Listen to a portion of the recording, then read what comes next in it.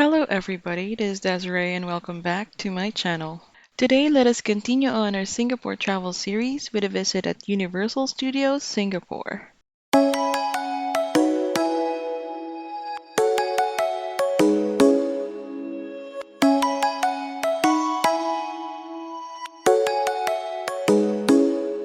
We started out our day at VivoCity's Food Court where we had kaya toast for breakfast. First time namin kumain ng kaya toast and I liked it. I mean, I won't add it to my favorites, but it's definitely something that I probably would crave every now and then. So I agree. Mhm.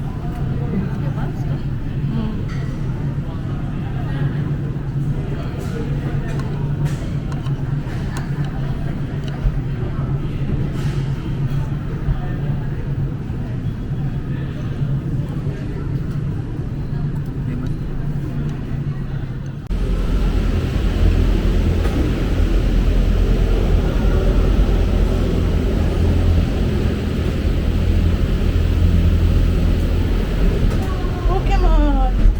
Ay, sorry. After having our breakfast, we headed to the Harbourfront station at the Harbourfront Tower to ride their cable car. We first rode the Mount Faber line and headed up the Mount Faber Park. Ayun na pula.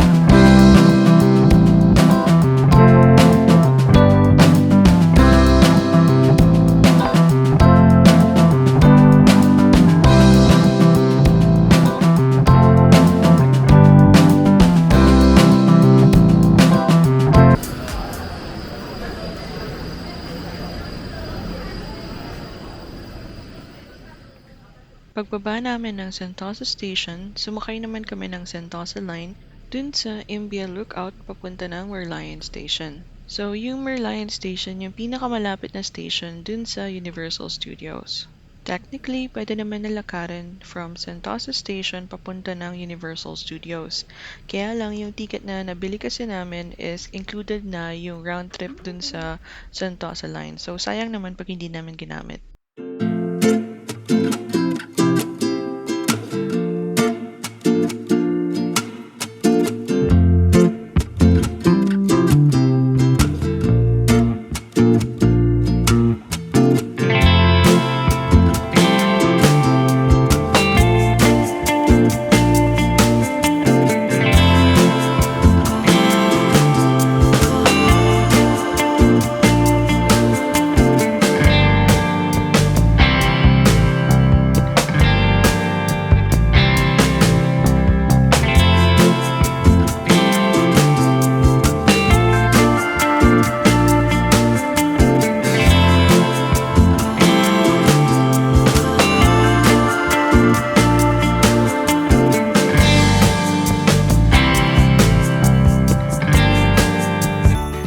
Finally, nakarating din kami ng Universal Studios Singapore.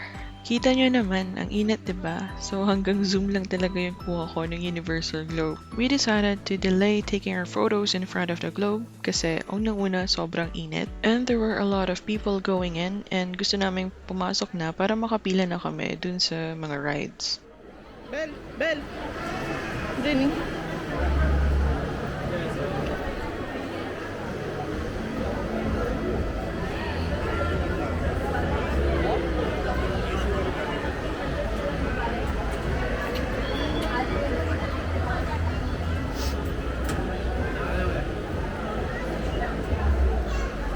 Ah, thank you. Apa ya?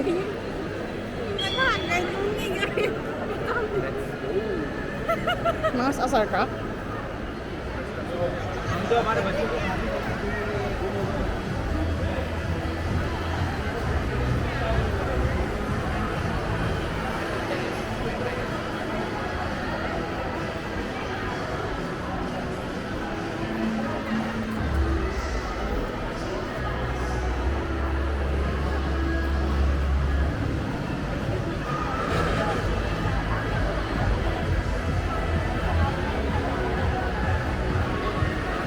Ôi, đây này, good time à. Good time à.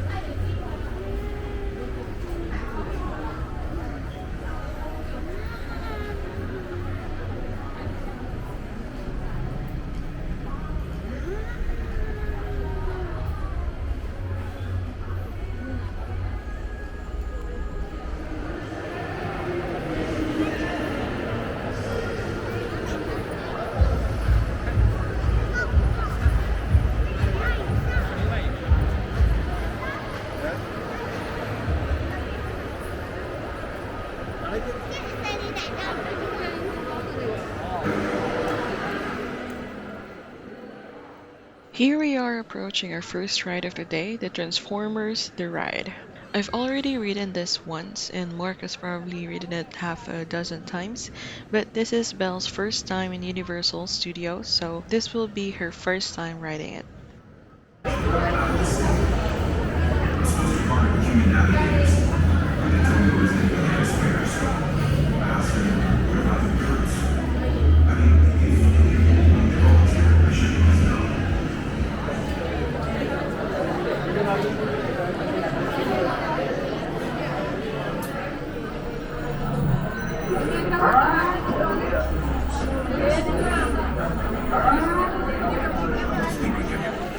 Recruits, I am Optimus Prime. I know we are asking you to do this way, but the Decepticons... After almost 2 hours in line, finally nakasakay din kami ng Transformers The Ride. Unfortunately, bawal ang camera din sa mismong ride, plus ayoko din naman na mag-camera since I wanted to be in the moment. But I highly recommend na i-try nyo din to pag bumisita kayo ng Universal Studios. It's a 5-minute ride and despite the long wait and yung sakit ng paa ko, feeling ko worth it naman yung paghihintay.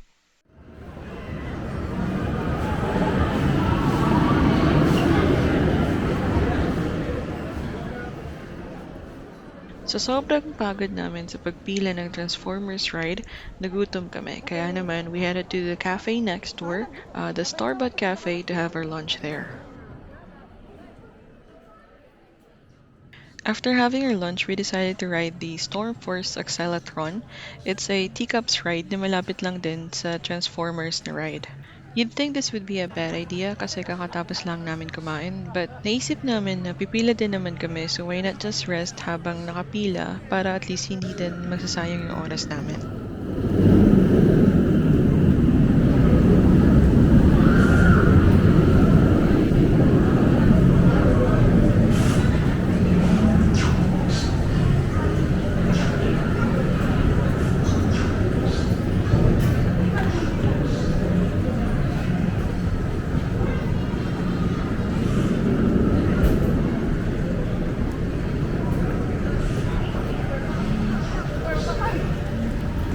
di ako kasha. Ganaman. Ay, sige, move ka. Kailan pa? Ikataklo niya ba? Nagdadapat din. Ay, ganun yung ito. Ay, ganun feeling ko. Sikat yung video. Ay, sige. Tingnan ko sa Welcome to the central conductor core of the Tapos accelerator. lima naman timahilo. Participants, please select one of the motion inducer spheres and be safely seated inside as the accelerator is about to be activated. Hello and welcome to the accelerator. Dynakinetic operation commencing. Oscillating has begun. Vertical axis rotations engaged.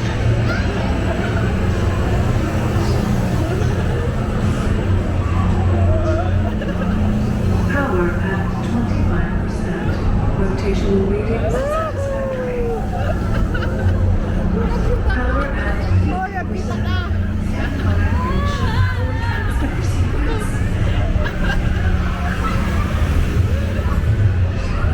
Centrifugal acceleration insufficient. Increase vertical axis retention levels. Beginning power transfer procedure. Power at 75%. Centrifugal force computations indicate insufficient velocity. Power at 85%. Centrifugal acceleration insufficient. Intensify radius circular motion. Power at 99%. Maximum energy levels must be obtained. Dynamism application advised. Power at 100%. Congratulations. Ngayon lang. System prognostications reveal. Why have you brought me this child? Is the child royalty?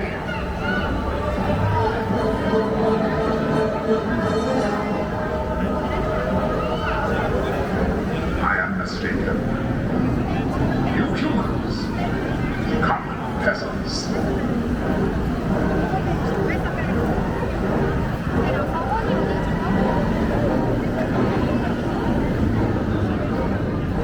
Step forth, child.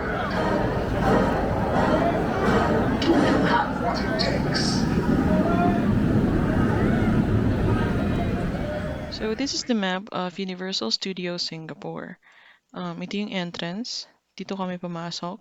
And then we headed straight to the Sci-Fi City where we rode yung Transformers the ride and yung accelerator.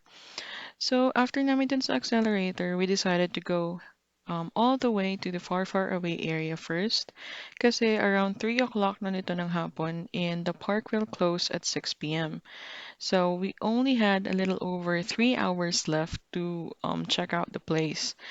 And we decided to just go ahead and pumunta sa pinakadulo so we can check out yung rest of the rides habang papunta doon and we can decide which ones we'd like to try. So dito sa far far away area, we tried yung Shrek 4D Adventure. So dito yan sa castle. It's a parang 4D movie experience, short clip lang. Pero since cinema style nga siya, madami yung pwedeng maka-experience agad-agad in one sitting. So, as in, parang kasya yata yung isang buong linya dun sa, nung pumila kami dun sa loob ng cinema. So, at least konti lang yung hihintayin na oras. Um, After namin ng far far away area, pumunta naman kami ng The Lost World. So, nung andito na kami, sabi namin, we should just stop lining up as a group and we should try yung single lane na lang. Kasi it will cut down yung waiting hours and ang importante lang naman at this time is yung matry namin yung ride. So, dito sa Lost World, we all decided to do yung Canopy Flyer. And dito sa Canopy Flyer is where I experienced yung pinaka-embarrassing moment, I think, ng buong trip.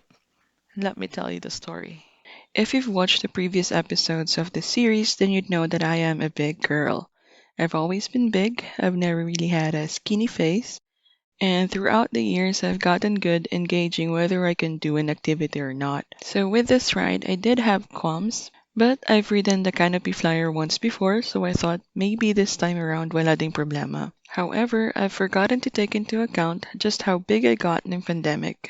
Sa mga rides kasi, what matters more is not your weight, but your body proportion.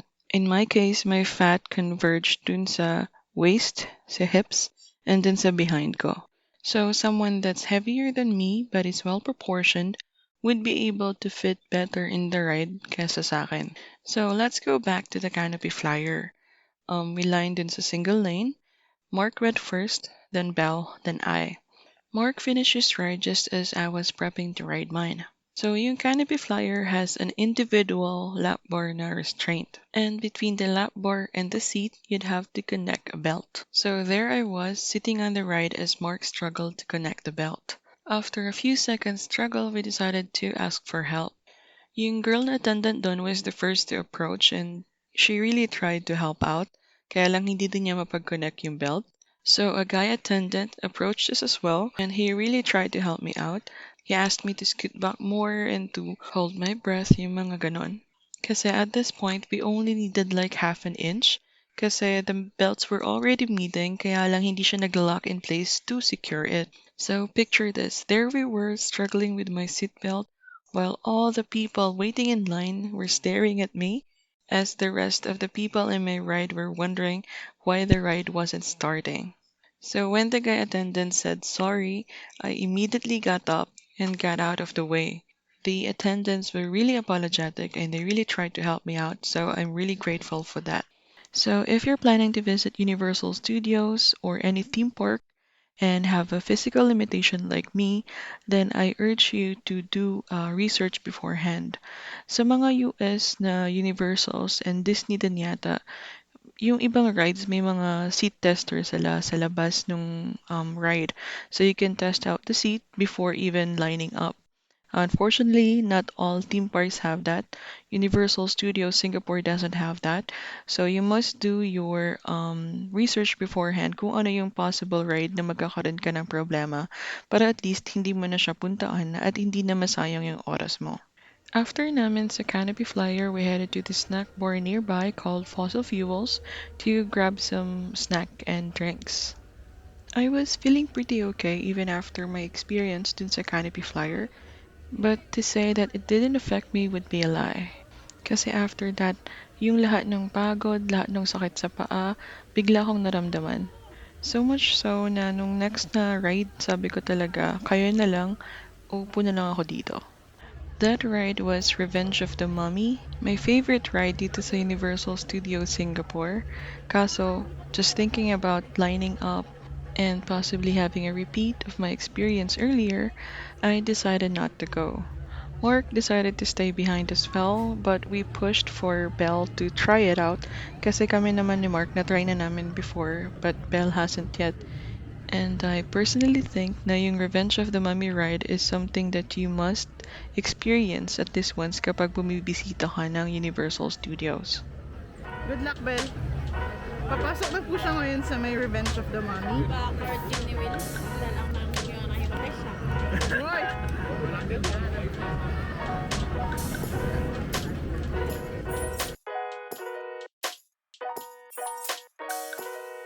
We waited for Belle for an hour before she finished her ride. And when she got out, she was not feeling good at all. She's always had trouble with motion sickness, and this time was no different. When we saw that she wasn't really feeling well and it's unlikely that she'll recover immediately, we decided to just go back to the hotel. Sakto lang din naman kasi magsi 6 p.m. na nun and mag-close na din yung park.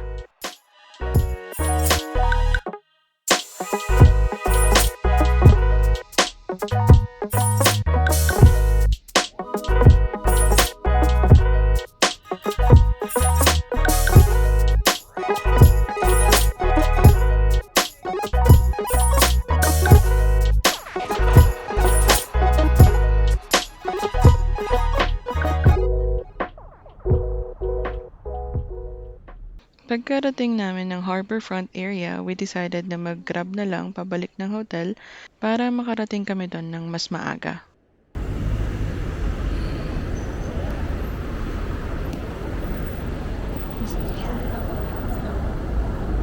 Nha. Ôi, lại vàng ạ.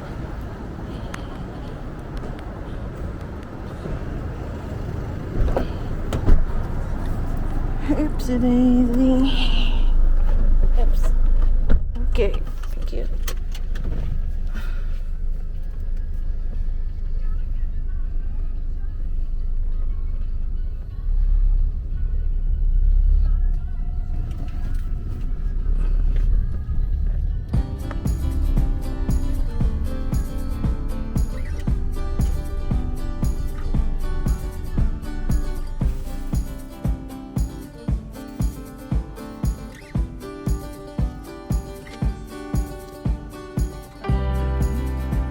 Orky.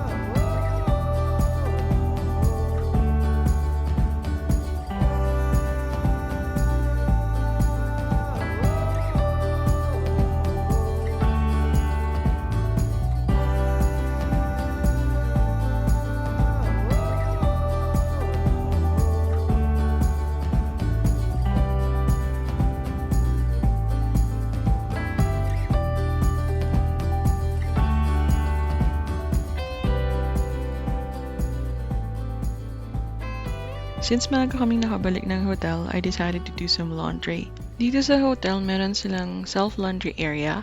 Dalawa lang yung washing machine and dalawa lang din yung dryer.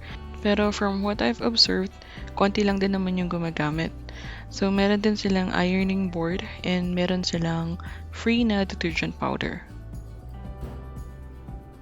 So that's it for this episode. Thank you so much for watching. I apologize for the long wait. Life got in the way, but I'll try to manage my schedule better. I do hope that you liked the video, and if you did, please like and subscribe, and don't forget to hit that notification bell so you'd get notified once I upload the next part of the series.